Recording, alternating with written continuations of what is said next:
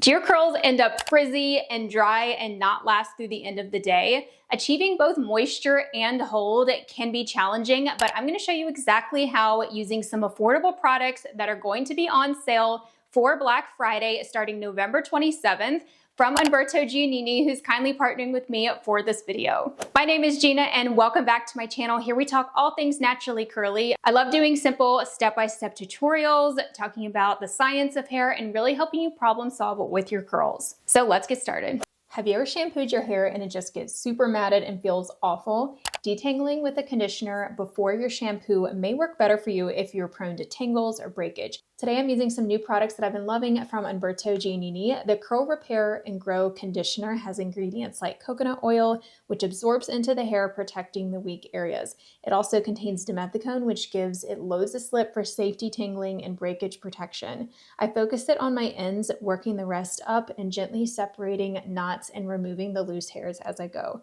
If your hair is not very tangly or damaged, you can start with step 2 instead. I do a light rinse and now we have a smooth base for effective shampooing without tangles in the way. Next, I'm shampooing with the Curl Repair and Grow shampoo. This is a moisturizing shampoo that creates a rich lather to effectively cleanse the hair.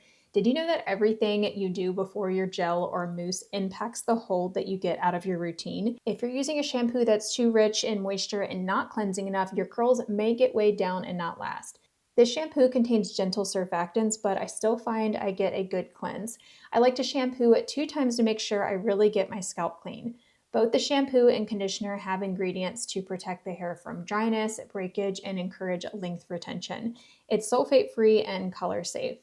If your hair gets overly soft or fall easily, I would go with the Curl Jelly shampoo and conditioner because they're similar but silicone-free and a little bit more lightweight. The Curl Jelly shampoo is also a little bit less moisturizing, so on the stronger side compared to the Curl Repair and Grow shampoo. When the weather gets colder or when my hair is just feeling extra dry, I like using a deep conditioning mask about 1 to 2 times a month. This step will replace your regular conditioner. This is a Thirsty Curls Dehydration SOS Curl Treatment Mask from Umberto Giannini. It's super rich with coconut oil, cocoa seed butter, and other nourishing ingredients. If your hair is super fine and healthy, you probably don't need much of this or you won't need to use it as often. I like to blot out excess water, then apply it to my hair and brush it through. Scrunch it in to help with absorption and then clip your hair up. You can put on a shower cap on over top to trap the moisture in and prevent drips. Let it sit for about 10 minutes before rinsing. Sometimes I'll get out of the shower and then rinse over the tub once it's ready, but make sure you're thoroughly rinsing it out and not leaving conditioner in your hair. I even like to massage my scalp to make sure it's fully rinsed out. Just like I mentioned previously, too much conditioning underneath of your gel can reduce its hold. We need to moisturize our curls though, especially in the winter, which is why this routine is all about achieving that balance between moisture and hold. So make sure you're fully rinsing out your conditioners and deep conditioners. Before styling, I'm misting my hair with a water bottle to ensure it's evenly wet but not soaking wet. Step number 4 is to apply a moisturizer such as a leave-in conditioner or a curl cream like the Curl Control Cream from Umberto Giannini. This is another step that can be skipped if you want maximum hold or if your hair is not super dry. I know I've been talking a lot lately about using gels on their own to maximize hold, but there are times when I like to use a curl cream and gel combo. So leave-ins are going to provide lightweight moisture and curl creams are a bit more moisturizing sometimes and have styling agents in them to further enhance the curl clumps and the curls. So this cream is a very lightweight, thin, milky consistency. So this is one of the exceptions where it's a curl cream that is very lightweight. That's really hard to find, so I definitely wanted to share this option for you all who want some moisture but don't want something as heavy as a thick curl cream. If you're struggling with stringy curls or if your hair gets dry in between wash days, you may need this step underneath of your gel. This cream contains silicone to condition and soften the hair, and that also will provide heat protection. So there's no need to use another product for heat protection when using this cream. It also has coconut oil in it for moisture and VPVA copolymer, which is actually a holding ingredient. Some curl creams contain holding ingredients that can actually help to tame frizz in addition to your gel. I find that when I use a curl cream that has a little bit of hold, it doesn't soften up my gel cast as much as using a regular curl cream without hold. So it's a little bit extra hold, which is nice. When we're trying to balance moisture and hold, using a curl cream like this with a little bit of hold is a good option underneath of your gel or mousse. I also like to brush my curl cream through to make sure that it's evenly distributed. This is especially great if you get random patchy areas of frizz. This just helps to make sure everything is evenly applied. Step number 5 is one of the most critical steps of this routine, and that is to apply a gel. Curl Jelly is one of my all-time favorite affordable gels. It gives a medium hold, making it great for winter hair routines when you may want a softer look. However, it does have some humidity blocking ingredients, so it is something that you can use year-round. Works great in the summertime too. The more gel that you apply, the more hold you will get. It's not too thick and sticky either, so I'm able to brush it through to ensure every strand is evenly coated. This is key for taming frizz. If you want more volume and don't mind some frizz, you don't have to brush it through. You could brush style and then just scrunch some in. If you just scrunch your gel in after you brush style, you might get more volume, but you could also get more frizz because it's just covering the surface. Sectioning versus not sectioning when applying your products is another way to tweak your results. If you want maximum coverage and frizz control, then definitely section and apply your gel, which is what I'm doing here. And if you want a little bit more volume and you don't mind some frizz within the inner layers of your hair, that's where you might not even need to worry about sectioning. I would still just make sure that you brush your gel through for better coverage, but that can allow for a little bit more volume. So those are just some ways that you can tweak your results. Curl Jelly is also not one of those gels that's super drying and going to make your hair feel brittle. I've even used it by itself and it works great. Using it alone will give you maximum hold.